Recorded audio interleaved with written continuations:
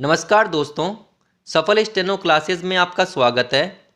ये डिटेक्शन 70 शब्द प्रति मिनट का है जो कि 6 मिनट तक बोला जाएगा।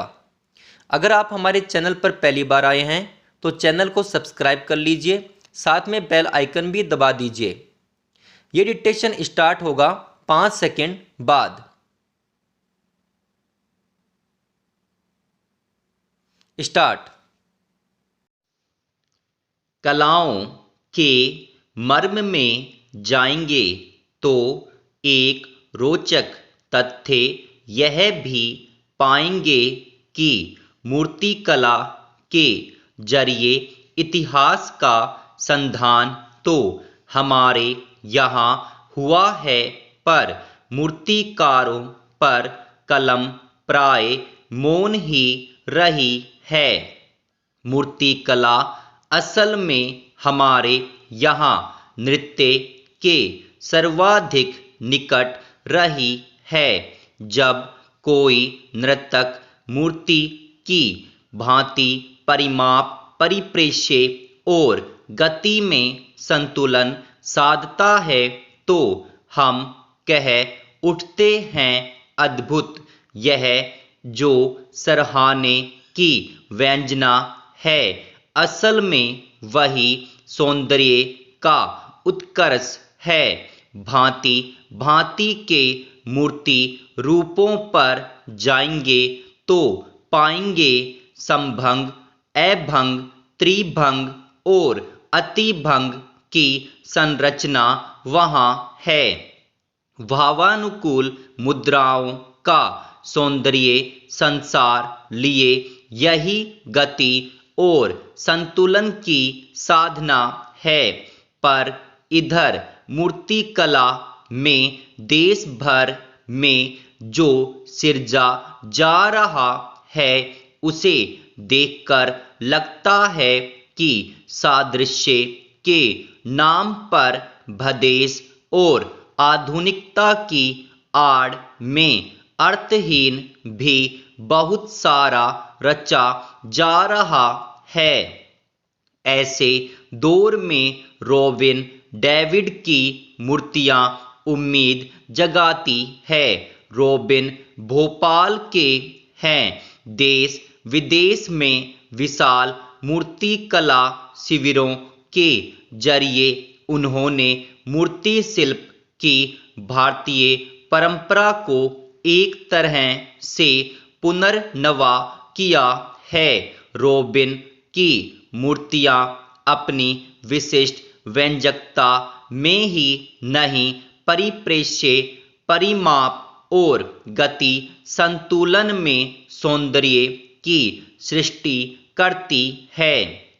दिल्ली में यमुना नदी के पास बारापुला के उजाड़ स्थान पर बेंगलुरु की संस्था ए फॉरेस्ट द्वारा विकसित जंगल में उन्होंने कुछ समय पहले बड़ी बड़ी मार्बल शिलाओं को तराश कर मूर्तियों का सुंदर भव निर्मित किया है।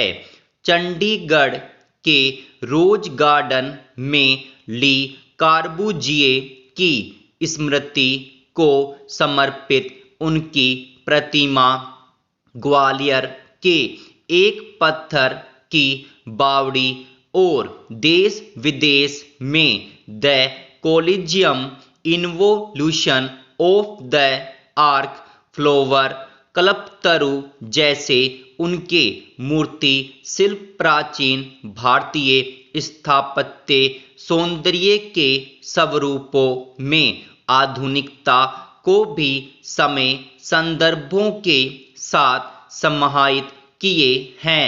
इमारतों, स्थानों और यहाँ तक कि संगीत के वाद्य यंत्रों के भी प्रतिमानित सौंदर्य को उन्होंने अपने सिरजे से एक तरह से पुनर्व्याख्यात किया है।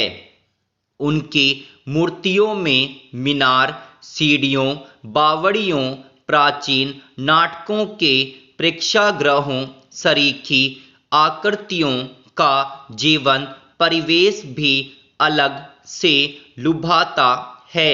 यह ऐसा है जिसे भले ही ठीक से हम पूर्व में देखें कि किसी परिभाषा में व्यक्त नहीं कर सकते, परंतु अचानक हम जाने पहचाने में बोध में रमते हैं।